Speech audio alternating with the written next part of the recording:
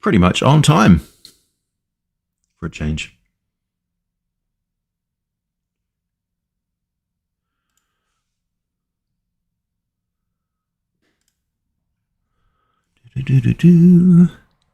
Popping out the chat. There we go.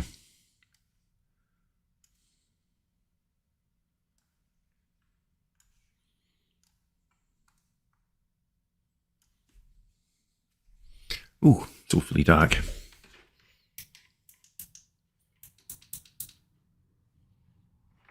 How's that? Should be better. Hey, Kairos. How's it going?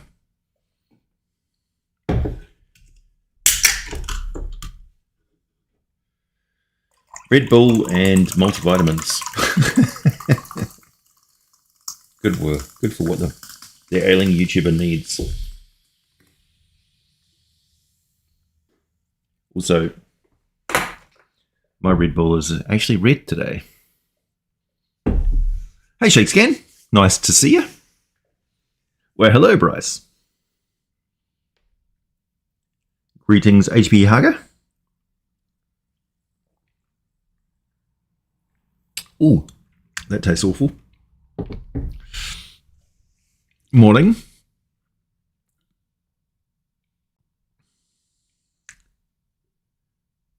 Cohen is the man. Hey, Derp.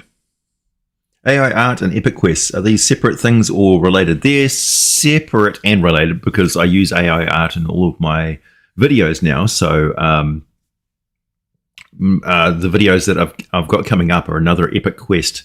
We've finished the Lizard Wizard's Wish arc with the Fire Pits of Draken Peak, and now we're about to head into the quest for the Golden God. Yeah, you are, Chris. So the quest for the Golden God is a big string of adventures, essentially.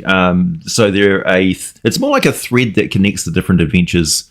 So each adventure is a standalone little like quest thingy, but all of them can be combined together, kind of like the Rod of Seven Parts adventure. You're working on your TTRPG? It's like everybody and their dog is making a TTRPG these days. It's great. Seeing so many cool, innovative designs and stuff. And also, in the process of writing my own, I've discovered a lot more new and interesting stuff. And that's how I stumbled across Free League and all of their cool stuff. Free League, who brought us Morkborg and Blade Runner and Alien and Vassin and Fantasy Age. You'll have to excuse if there's rumbling noises going on. The microphone will pick up the rubbish trucks and stuff who are picking up garbage outside. You ran a one-shot about a goblin god sending champions to Forgotten Realms to declare war on Bane to free goblin kind. Lots of fire. Yeah, that would work. Why was he going to the Forgotten Realms? Surely you'd go to his divine realm. Nice one, William. Yeah, YouTube's on my side today. Hey, Craig. Cactus Juice, how's it going? Morning, Eric. Morning for a lot of people, evening for a few, and afternoon for me. Well, no, actually it is morning for me. It's 11:06 a.m.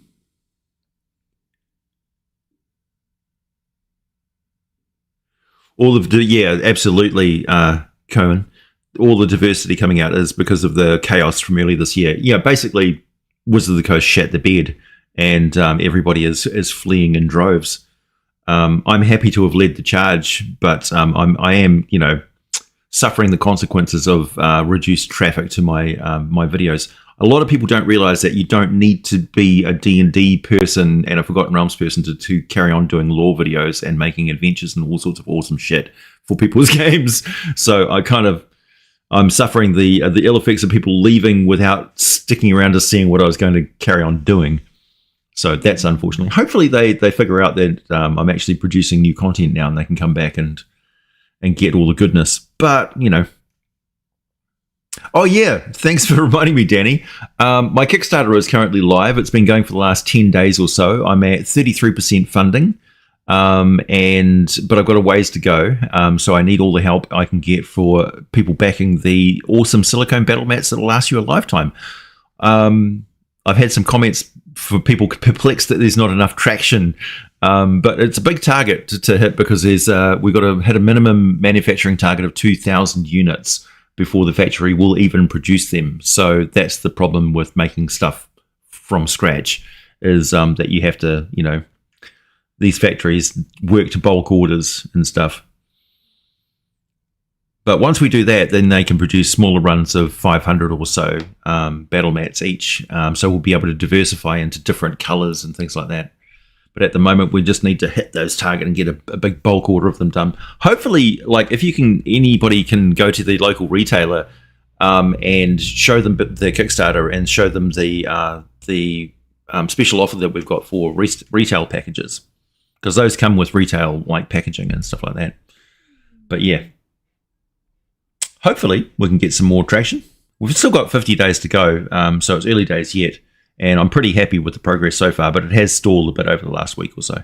It's understandable. I mean, there's lots of forest fires and people, looking out the windows at apocalyptic shit, and they're not really in the mood to buy some luxury Dungeons & Dragons items, even though they'll last them a lifetime, So I don't mind if people sort of hold off, but these are really the ideal Christmas stocking stuffer for the geek or nerd in your life, really, when you think about it. And they are, just look at the testimony from people who backed the last Kickstarter. They are fantastic. They're everything that I say they are. Hey, thanks, HB Hager. Hey, KMG. Yeah, the Forgotten Realms stuff was great, but don't forget that I was doing lore videos and things before the Forgotten Realms stuff, and before that I was doing crafting videos. So my channel has always sort of progressed from one thing to another anyway. It follows my passions, and my passion has definitely been nipped in the bud by Wizards of the Coast doing their horrible shit, and Hasbro. So I just can't support the company doing that. As much as, I've loved the Forgotten Realms, you can't force somebody to do something that they don't get any enjoyment out of, because that would come across in my videos as well. You just have tired, lackluster videos. So now I'm just diving back into homebrew fantasy and making adventures and stuff for people, and I'm having a great time. So, that's why I'm cranking out those adventures for everyone and packing as much stuff. And also, I feel like the gloves are off or the muzzle is off, and I can just make whatever I want without having to conform to Forgotten Realms specific type of fantasy. So I can have new types of monsters and different takes on things, and show people how I actually homebrew and run games and world build myself. Yeah. Killed, more like ambushed and murdered. Yeah, pretty much. If it wasn't just for naked greed and a total lack of respect for tradition and the fan base and the people that made the hobby what it is, that it wouldn't be so bad, but it just is just naked greed, really. That's the really sad thing about it, is that they've taken this fantastic thing that's been built up over 40 odd years, or 50 years almost, and they're just basically pillaging it for whatever they can get, and then they'll throw it on the trash heap when they're done with it. But that doesn't diminish the fact that we all love playing tabletop role-playing games and war games and stuff, and it doesn't matter if they turn it into a electronic medium thing. That's just a current trend or fad, When the technology catches up, everybody will essentially be playing a TTRPG via virtual space anyway. That's what we're trying to emulate. And we've always tried to improve things as best we can. I was there, Gandalf, when we first started streaming over Google Hangouts. I was one of the first actual play streamers. It's like all these actual play guys like Critical Role and stuff who claim the fame for everything. Sure, they followed on our coattails and built on our progress, but it was me and Andy Wood and various others who started streaming games in the first place. We established the One Shot Guild on Facebook, where people could meet up and play online. That was us, man. It's like, I don't expect anybody to go, bowing and scraping or anything, but at least acknowledge the fact that there was people who were doing it before they did, before these B-grade actors came in and went, hey, maybe we can make a career out of this, since we can't get any regular work. I am very happy for their success, and I'm very happy that Critical Role is moving away from Dungeons and Dragons from Wizard of the Coast. They're going in their own directions, and that they've paid homage to Blades in the Dark and the people that whose work that they're working with. Yeah, we were literally doing it before it was cool. I mean, it was cool from the very start when we were doing it. But yeah, I mean, even then we realized that watching games of people playing role-playing games the traditional way via streaming was as interesting as watching paint dry. And so there needed to be a theatrical version of it. And I think more than anything, Acquisitions Incorporated encapsulate that, because you had a bunch of cartoonists, right? They're basically comedians, and they brought, it was funny, and they had Will Wheaton and stuff, and it was really, really funny. And yeah, happy Kiwi RPG Week. Oh, that's right. Yeah, there's a Kiwi RPG convention thingy going on, which I have almost nothing to do with, since I do not want to be famous in New Zealand. Absolutely not. This is not the country to be famous in. Sorry to say, but I won't have anything to do with it. Even though I've got a Kickstarter going and I'd love to sell it to lots of Kiwis.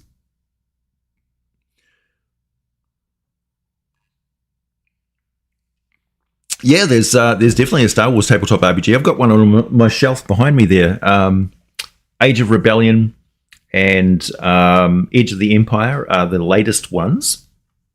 But there's been earlier iterations as well, which use different dice mechanics, which you may enjoy more.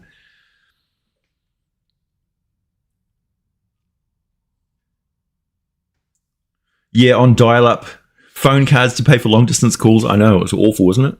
Back in the day. The struggles that we had.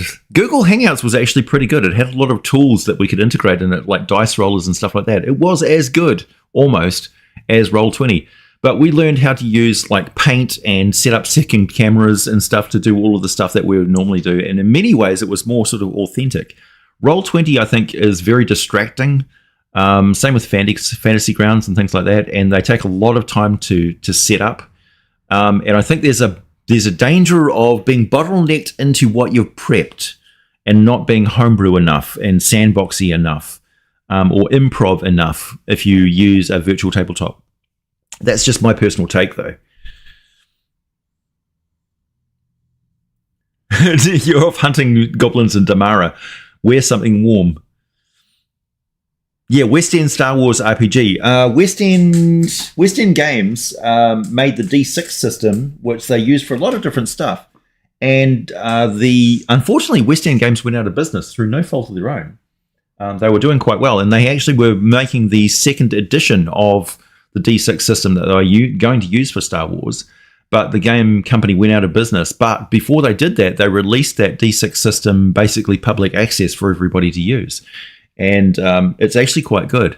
But I do actually think that the D6 system that Free League uses, their Mutant Zero system, is actually better. It is a bit more dramatic and it's a bit more lethal at times, and just the way that the dice rolls crunch. But you can modify it quite a lot, and it's a basic system, kind of like the system that they use in like Vampire the Masquerade and Werewolf Apocalypse and those sort of games use a simplified sort of a system. And also Call of Cthulhu just uses like a percentile system and things like that. As an older gamer, I like less crunchy, more roleplay stuff, because after a while you just sort of take the training wheels off. You know how to run a game and you don't need as many dice rolls. Like, you know how it's going to sort of, you've done it 1,000 times before, and you know how, when dice rolls are needed and when they're not, when they're fun and when they just get in the way of the narrative sort of thing. Like, yeah. I mean, a lot of people say, like, you look at Dungeons & Dragons and you see that it's basically just a bunch of wargame rules that are squeezing into a role-playing setting, because it was originally designed to introduce role-playing to wargamers, because everybody back then was a wargamer in the hobby. There wasn't a role-playing before Dungeons & Dragons came around. So it had that purpose. It was 80% wargaming and 20% role-playing to get the wargamers into the idea of role-playing. These days, we have more purpose-built games that are designed around role-playing, with combat and stuff being secondary to that. Whereas Dungeons & Dragons is always going to struggle a little bit because it is a combat-oriented game. Because the games, I mean, you don't really need dice mechanics and stuff like that for role-playing, so they don't include those in the rule set. So it seems like it's all orientated around combat, when in actual fact, it's not. Combat only takes up about, 30% of the time, really, that you're role-playing. Depending on, your age category, your gender, and things like that. Like, a bunch of teenage boys are going to be doing a lot of combat and not have long-running campaigns, generally speaking, from my experience. Anyway, I was going to talk about how I generate the artwork for my videos, so I'll just cover that quickly, and we'll get back into the conversation. So I use Midjourney almost exclusively for my video stuff, and I generate those on my Discord server. So if anybody wants to join my Discord server, and there's an open thread there called AJ's Art Room, where you'll see me generating all the artwork and stuff, and you'll see the actual process, and you'll understand that I know that I'm not preaching to anybody here who's anti-AI, because you wouldn't be watching my channel if you were anti-AI at this point. You see that it's generating artwork based on the prompts and things like that, and it's putting it together, and it takes a fair bit of work to get the image that I'm looking for, and it gets all sorts of weird, aberrant things. And sometimes, if I'm posting something on Twitter or something like that, somebody will say, "Oh, it's taken from this artwork here," because it happens to look like something from a game or something like that. But that's not the way that AI art works. It's a generative thing. So what it does is it was originally built on the engine which rebuilt damaged photos. So it would replace damaged pixels based on other pixels next door to them, and it would interpret which one was supposed to go where. And then they figured out that they could actually get rid of all of the pixels and get it to generate artwork based on the principles of what it thought should be there based on keywords, after analyzing lots and lots of different images. So that's why it has like little signatures and stuff down the bottom of some of the artwork and things, because over thousands and thousands of different artworks that it's seen, it recognizes that signatures usually go down here. But if you look at it, and the reason why quite often these AI programs are called Dream or Dreamscape or something like that, is because they can't do text, because they don't understand what language is, and that's why they have problems with hands and stuff, because hands are always constantly changing and moving in different ways in images, and they don't know how hands look in 3D. They only see 2D images of hands. That's why they always look weird. But we're working on that, and things are progressing with leaps and bounds in regard to generative stuff for AI and for images, and also for language models.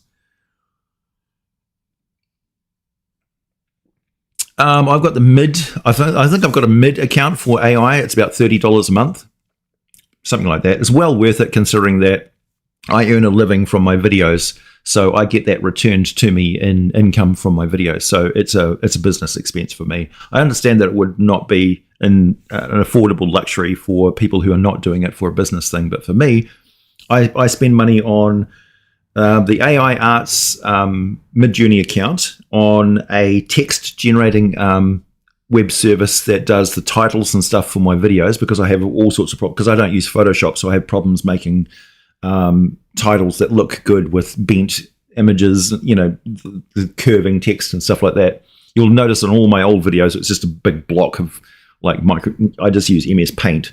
I still use MS Paint for editing all my images.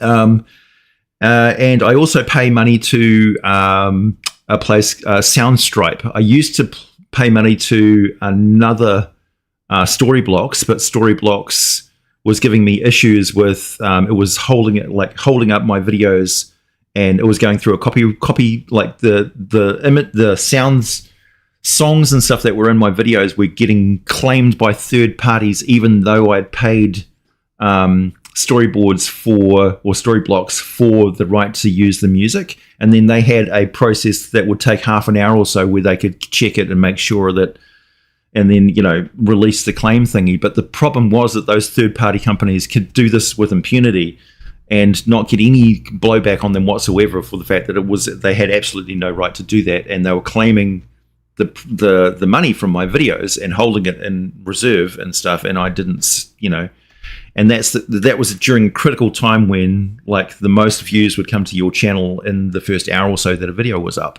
So it was like, I can't tolerate any bullshit from you guys in regards to that, so I'm just going to go to another company if you're not addressing that. They just gave me a bunch of regurgitated FAQ sheet nonsense, and so I was just like, well, fine, if you're not going to fix it, I'll go to another your competition. Went to Soundstripe, no problem, got what I needed straight away.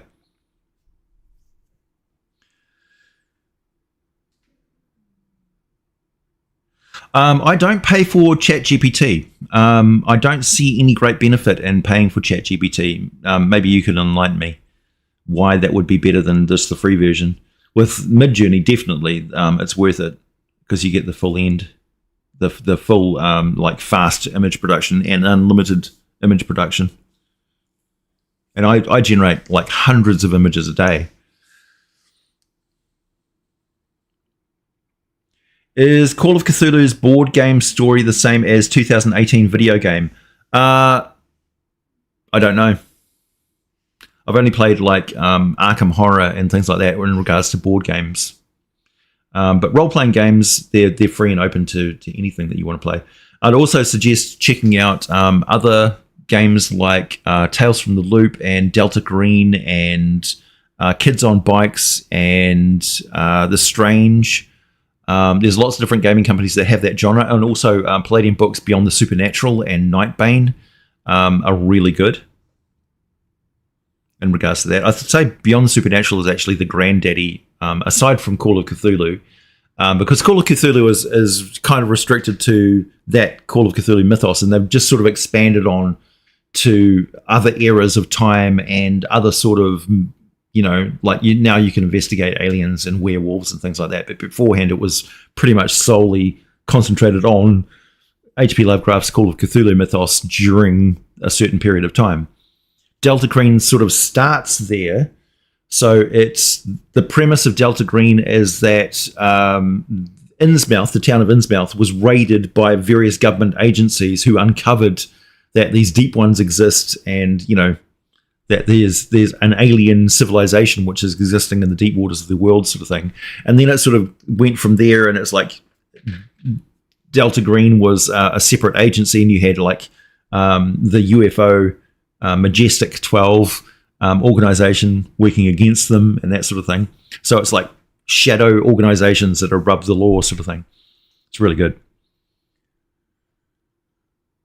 Lord of the Rings board game stream? Nah, not really. I don't really do board games. I've got friends who have lots and lots of board games, but I've got like a board game limit that I can only play like one board game per day. And if I'm going around to somebody's house and they're playing like 6 or 7 different board games and it's like a board game party, I get bored of the games really quickly. Because it's not role playing,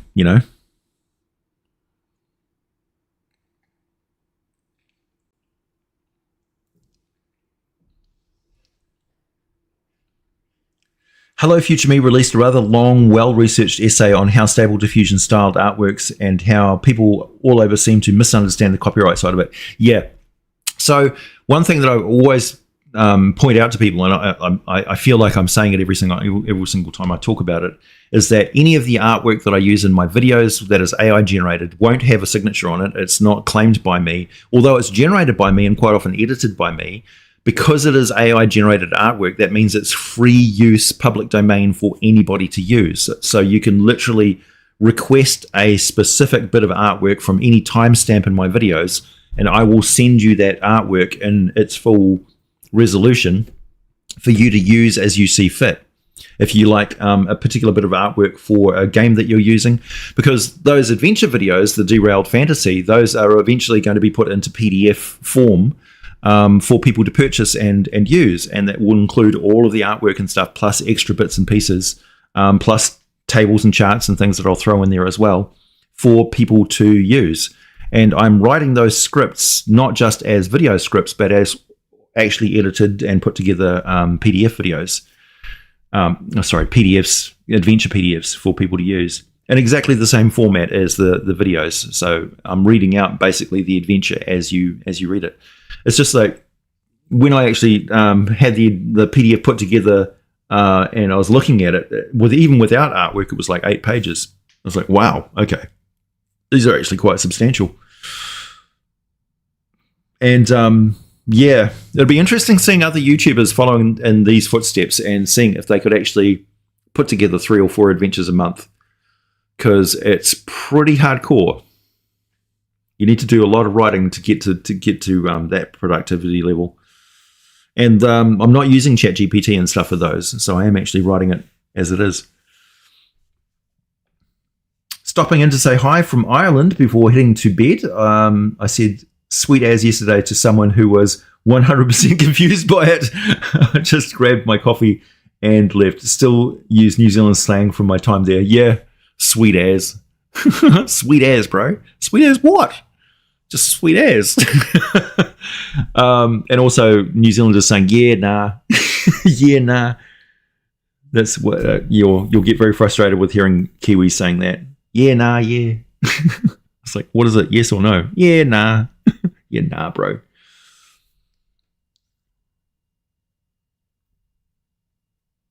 Oh, you got to play your own zombie in a Call of Cthulhu game. Nice one.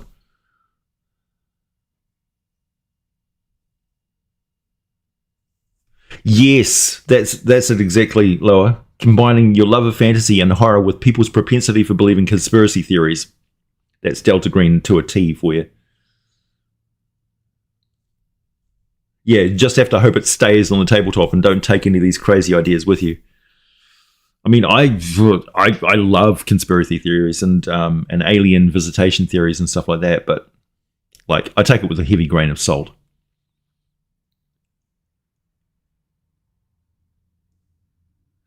All I'm hearing is that real artists are getting less work than before. I'm very disappointed. Well, Serpent's Embrace, don't forget that I am an artist.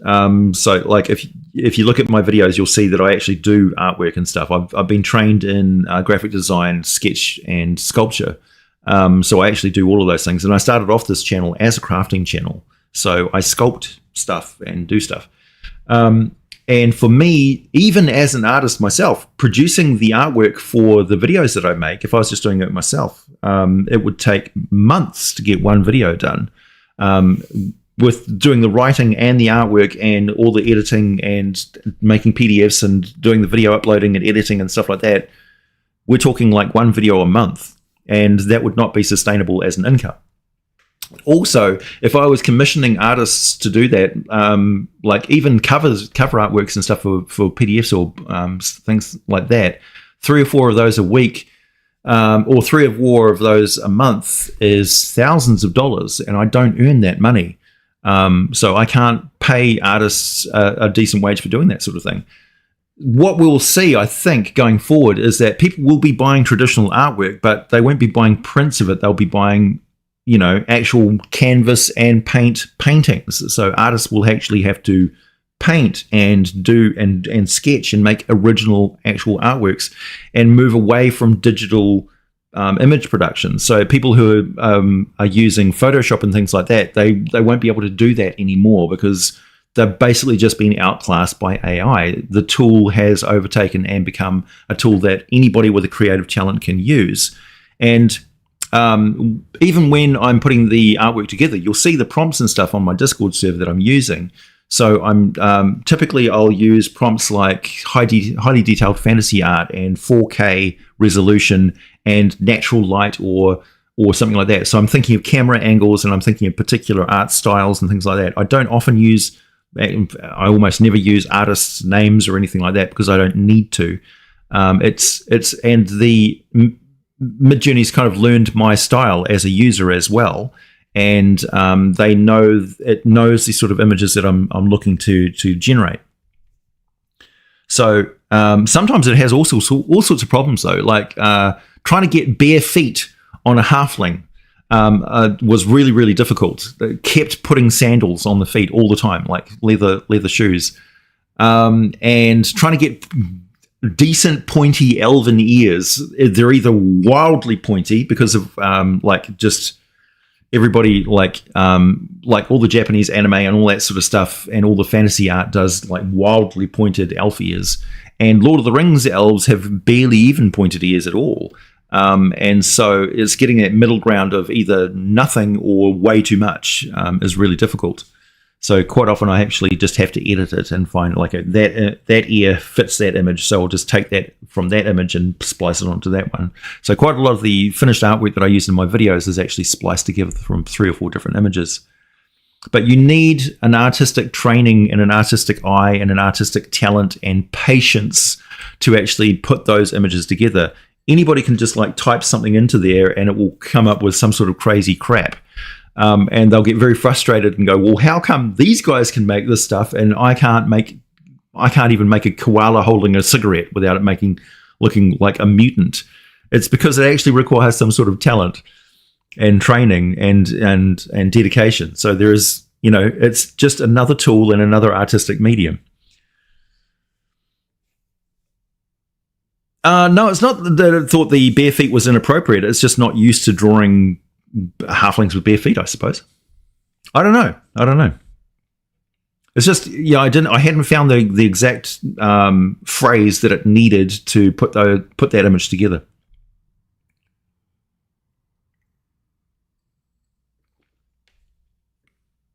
Right, yeah, monster tokens and character tokens are fantastic in that regard.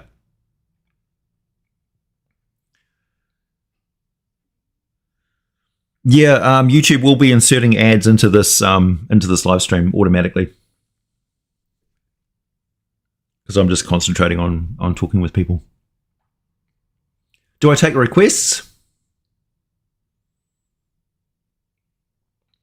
I'm still working on a Mimic PC and a Scarecrow Horror Warforged. Nice. Not at the moment. I was doing requests for the Palladium Books stuff, and I might actually go back to another month of doing a review of Palladium Books. And also, I want to do a review of Dragonbane that Free League is just putting out now. I think that's on pre-order, but they were kind enough to send me a full copy of the rules, and I'm going to be running some games on my server of Dragonbane.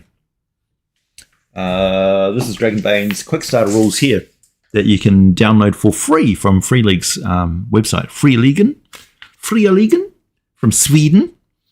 It's really good. This is a D20 system, so it's different from Forbidden Lands D6 system, and it's more it feels a bit more 5th edition-esque for people who played 5th edition. Like, it's got Boon and Bane, and it uses a D20 system. So it's almost like advantage and disadvantage and rolling D20s and damage dice and stuff like that. But you get to dodge and parry and do all sorts of cool stuff that you don't get to do in 5th edition D&D. And it's a bit more, combat is a bit more lethal. Hey, thanks, Adam Superdog. What's your favorite handcrafted item? Handcrafted item. What? In what context? What, do you mean in real life or in... I'm kind of lost.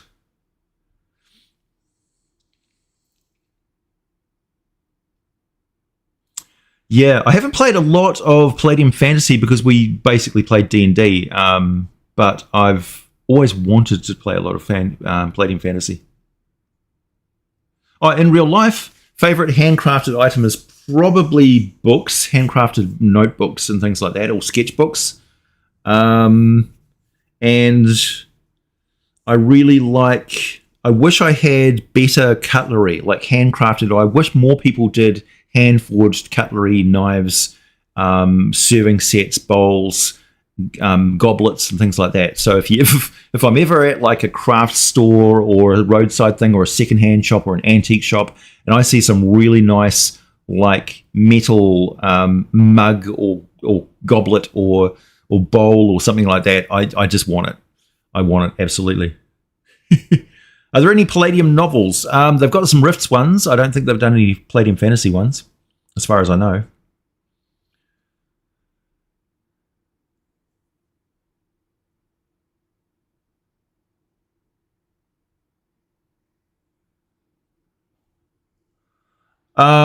You managed to make videos just fine before AI images became a thing. Yeah, but Serpent's Embrace, I was taking those images without artist permission from ArtStation and DeviantArt and stuff and slapping them onto my videos. Those artists got nothing from me for those videos apart from their name down in the corner. Now that's not better. That is literally stealing other people's artwork. AI doesn't do that. I was doing that. So what you're kind of saying is a complete flipperoo of the whole situation. What I was doing before was making montages of videos of fantasy art from other artists without asking their permission beforehand and putting that out and making money off it. Now what I'm doing is I'm generating artwork that anybody can use, including those artists, or you at home can take those images and use them in your games or whatever. So I don't see what the moral or ethical issue there is. And I was driven out of doing traditional artwork by people using Photoshop and being able to generate images a hell of a lot faster than any traditional artist can. So, yeah. You see what I mean? I never learned Photoshop, so I was screwed. Now I'm learning AI art, and people who use Photoshop are kind of screwed. It's just like, well, you got to learn and adapt, man. You know, I did. But I still do traditional artwork. I still really love doing sculpture, like all my sculpting and stuff like that. I still make, things. And look at this. I mean, this is 3D printed miniatures and stuff. That's not good news for anybody who's traditionally been employed doing 3D modeling and molding and stuff. Molding's really expensive. It takes a long time. Takes a lot of skill to, craft these sort of things. Now somebody with a 3D modeling program can just do that and then 3D print it. Where's your objection to that? I don't see it. I didn't hear a boo peep out of you guys about that. So,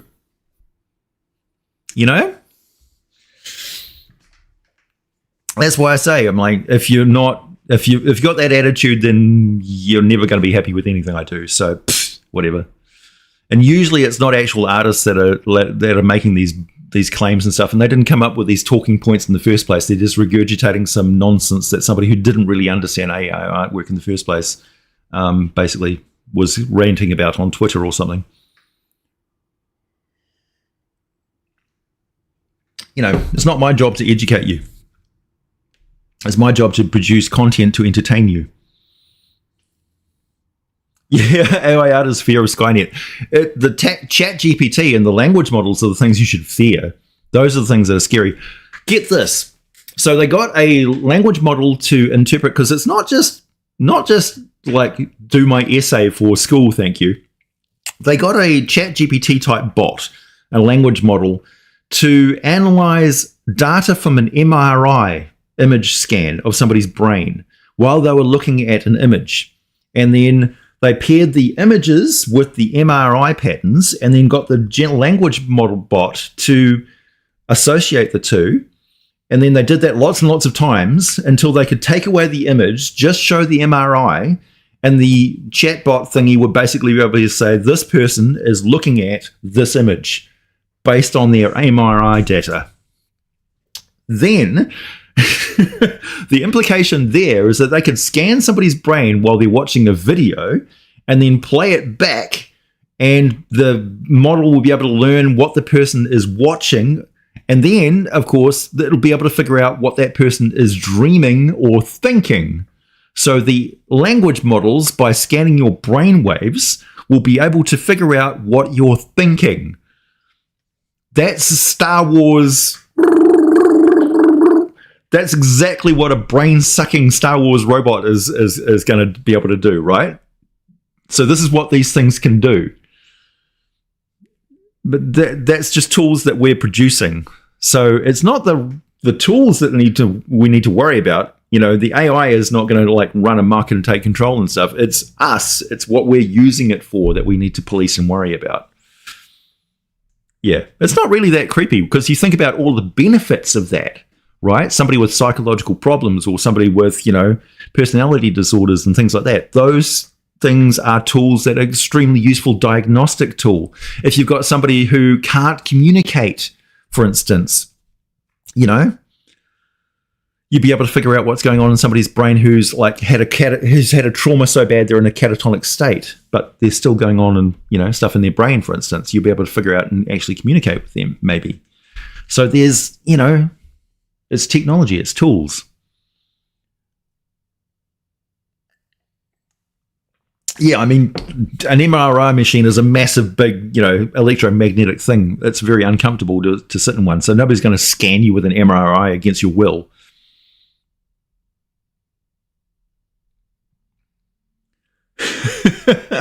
But I mean, if you ever want to make an actual AI, scanning an actual working intelligence is the best way to do it. It's better to work off an already existing machine, and our brains are already AIs, right? We are generated intelligence. Thanks, Solsu. Unapologetically based. Yeah. What can I say? Thanks, man. Not yet, that is, yeah. Like, I'm not scared of other intelligences on Earth. We already have we've already got whales. We've already got elephants. We've already got cats and dogs. We've already got octopi riding jellyfish and stuff like that. We've got tool using, crabs and things. Like, intelligence is just, it's around. It's in different forms than us, but we shouldn't be scared of it any more than you're scared of your neighbor. And plenty of people are scared of their neighbor. They're more scared of their neighbor than their calculator, And this automatic idea that AI is going to be bad. Why? Why? Are you that scared of yourself? Sure, honestly. I'm not worried about it. I'm more worried about corrupt politicians than a robot making decisions. Jeez.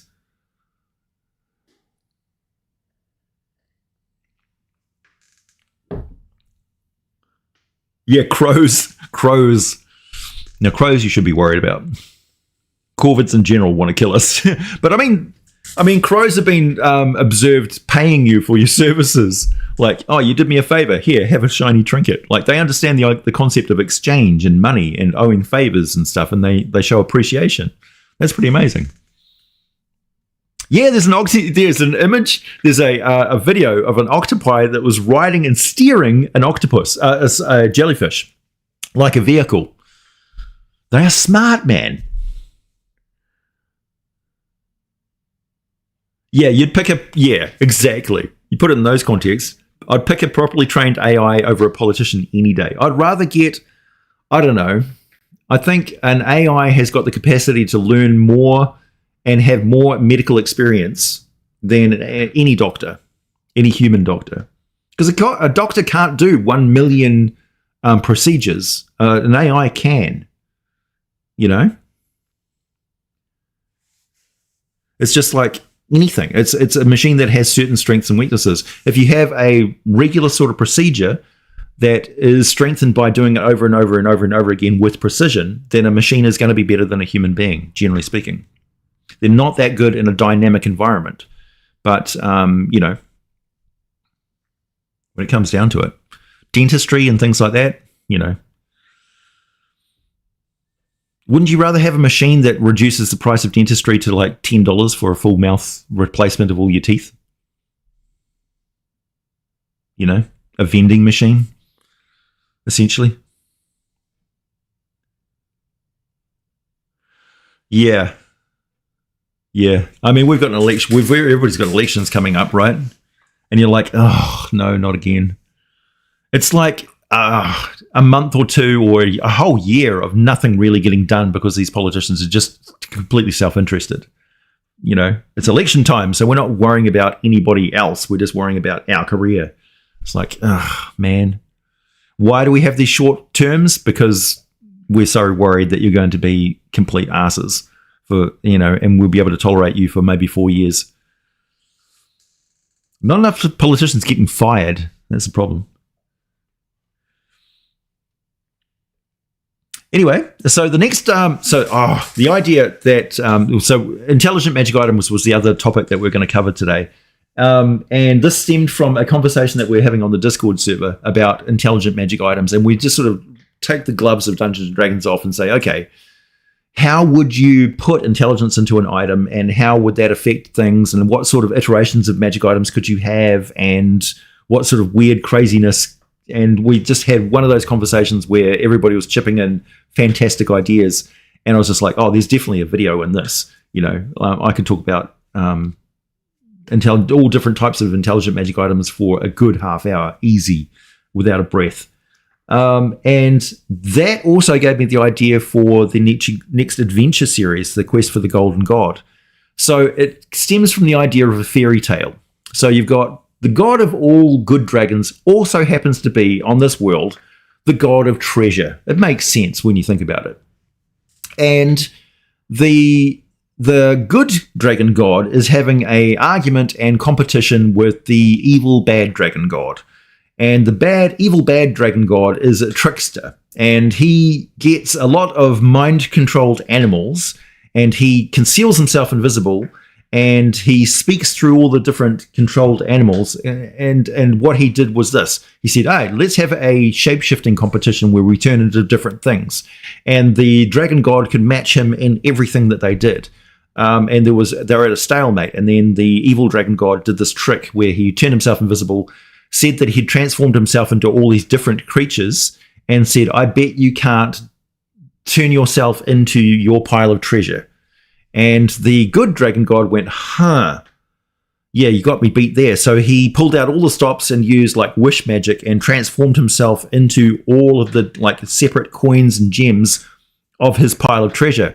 Then the evil dragon god seized the opportunity, scattered the treasure to the four corners of the world, and since that day there have been no good dragons on the world. They've all been tainted by the influence of the evil dragon god, and their quest for treasure has been twisted and turned into a rapacious desire and avarice, that dragon sickness for treasure, which has been untempered by goodness or restraint.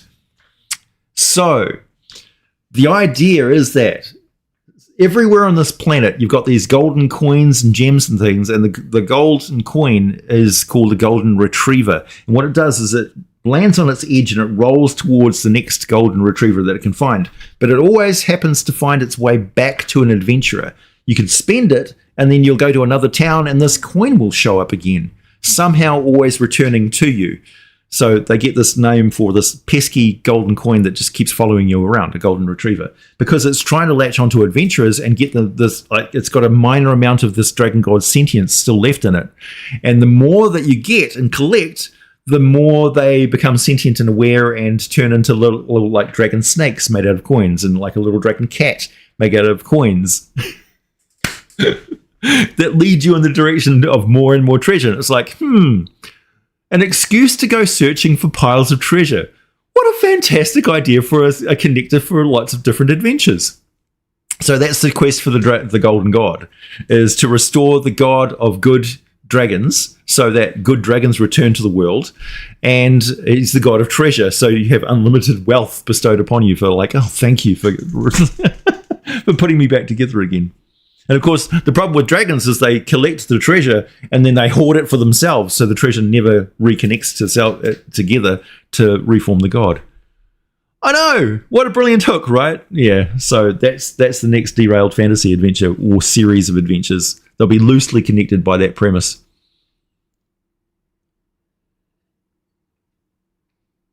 I wonder how many dictionaries I own. I've got a dictionary of biology, and I think I have I once had a thesaurus. That's all.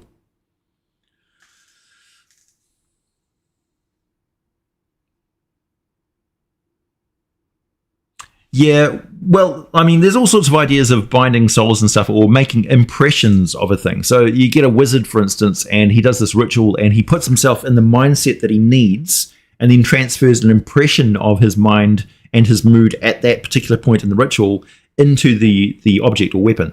So the sword is dedicated to doing what it wants to doing that specific thing, but it doesn't have any sort of emotional range outside of that. So the sword just wants to kill dragons, that's what it's for. Or one of the ideas that we had was a sword which teaches swordsmanship. And then once you've learned swordsmanship to a degree that it can't teach you anymore, it wants to be handed on to somebody else. It doesn't want to stay with you anymore. Or a bow that gives you subtle directions on like wind speed and wind direction and stuff. So it's not actually magically assisting you in any way. It's just training you how to be a better archer. That sort of thing. So that's how it gives you a bonus to hit. It's like whispering these, okay, 2 degrees up, just a little bit left. Okay, draw, breathe, and release. Nice. You got this little narrative going in your head. Or the idea that you can only attune to 4 items because they're all talking to you in your head at the same time. And any more would just be like, shut up. I can't stand it. Babbling ring. Stop talking to me all the time. A bow named Spotter. Yeah, exactly. So that's the idea. So various ideas like that are going to be in the magic item video. That's the next one that I'm working on right now. And then the next Derailed Fantasies will be along the line of the quest for the Golden God going forward. And that's plenty of work for me to do. And I won't make any plans further than that.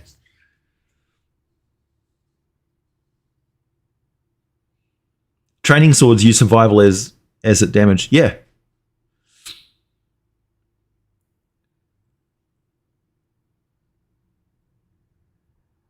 An alien intelligence climbing into the world by being used. Yeah, that's an idea. So the magic item is like a metal infused with a alien spirit. Could be. Or you get an elemental to go into some metal and you cut it down into various items. Could be an evil way. Hey, thanks, Stanchgate. There's a book that has an intelligent sword was created to slay evil problem if doesn't know what evil is. That was created to slay evil problem. It doesn't know what evil is. Oh, it doesn't know what evil is. It's just trained to slay a certain thing. Yeah. Like it doesn't have a moral imperative. It doesn't have a sense of right or wrong. It doesn't have a sense of self or anything like that. If anything, you ask its name and it would be like, I don't know, because the wizard just wasn't thinking that when they cast the spell. And part of the old school D&D was spending experience points to make magic items. And so that idea that it takes a part of the person's mind or memory or experiences and puts it in there. So they have to recuperate a bit of amnesia in their life. So that kind of limits how many items a wizard could make and makes it very expensive for them to do so in a very practical sense. But I never really liked spending experience points to make magic items, and I think experience points are kind of, they don't really represent anything realistic other than sort of game mechanics. So, yeah. But that's just my personal take. Anyway, I think that about does it. It's been almost like, what is that? Almost an hour? Got another 5 minutes. Yeah, not many archmages want to get busted down to an intern. Exactly. I love the idea that the wizard is at that point in their 8-hour ritual. They've crafted the item. They've like learnt blacksmithing to make the thing in the first place. I'm milestone over XP. Yeah, I am. I ain't got time for extra math and stuff like that in the game. Not at all. Because you have to keep notes of everything that you do and every monster that you slay, and it gives you an incentive to put certain things in there that don't necessarily need to be there. Like the idea that you have to have a set amount of like combats per adventure or something. Ugh. I'm not a big fan of that. Overly structured. Like I've had games where nobody rolled any dice. And nobody cared. It was a great game. That was a superheroes game where they were a town was taken over by a kid who was stealing all the candy in the town. And this is a bunch of grown men who are playing this game. But we had like heroes who were dedicated to, who were specialists in using chewing gum, bubble gum. We had a guy whose superpower was everything related to being a fry cook at McDonald's. So he could do amazing things with French fries. You know, it was that sort of a game.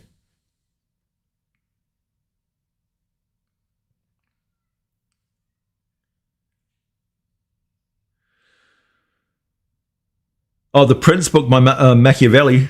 Yeah. That could work, Craig. A book of corruption. Book of influence. Book of how to win friends and influence people. Yeah.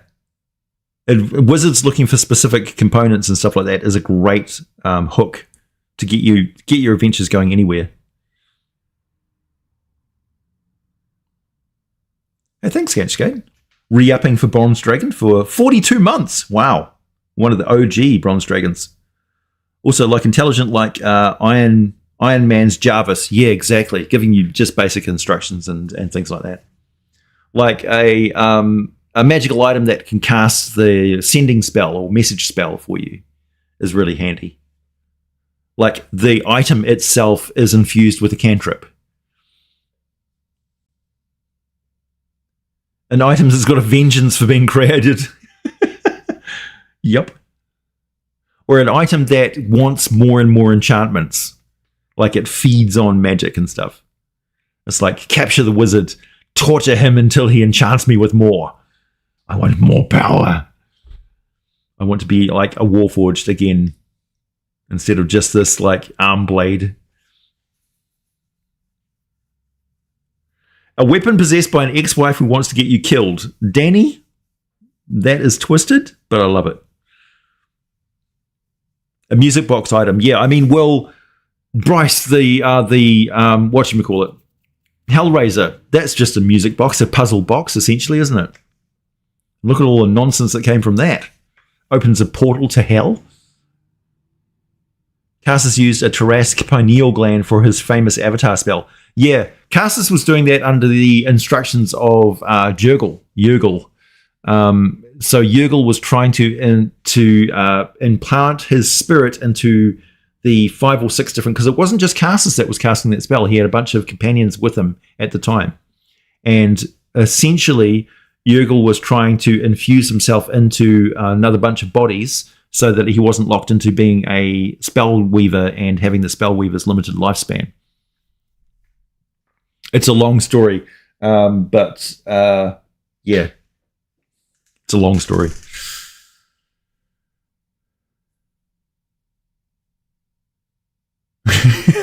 A super spatula. I've got to admit, I have got certain items as an ex-cook of 14 years. I've got certain items in my kitchen which are pseudo-magical items. And yeah, the knives that you make sandwiches with and stuff like that are just as important as your chef's knife. For sure. I mostly use a smaller knife. General purpose knife.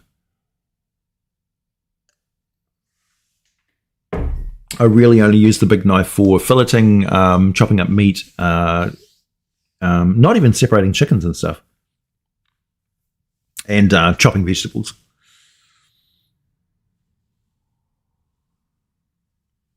I'm still contemplating whether I should do some cooking videos. It's very, very far from my usual content on my channel, though. But, I mean, I could make some halfling recipes for you.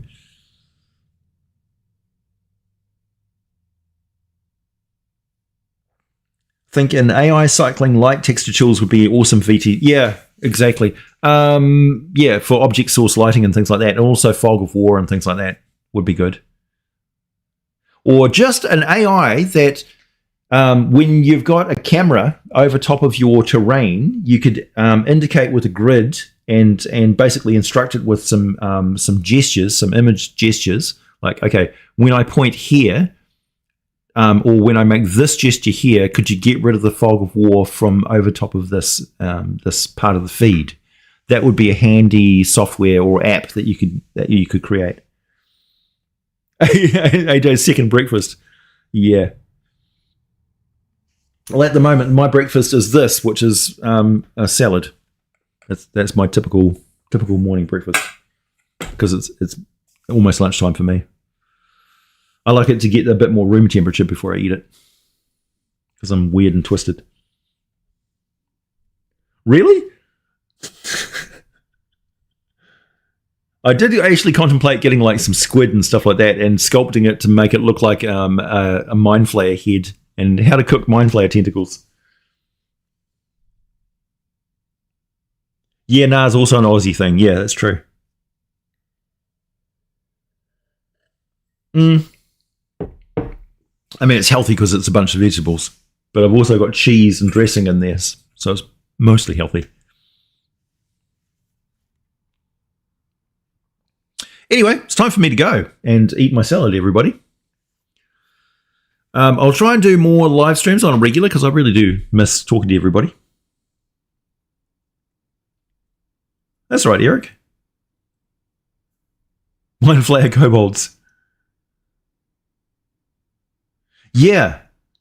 Yeah, but yeah, call it the Strahd app.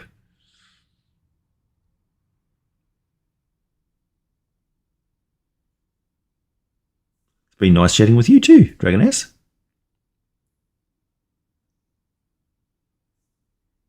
I'm not familiar enough with SpongeBob, unfortunately, Chris. I have no children.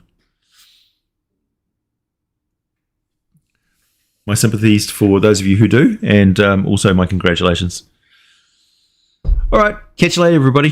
Thanks for tuning in.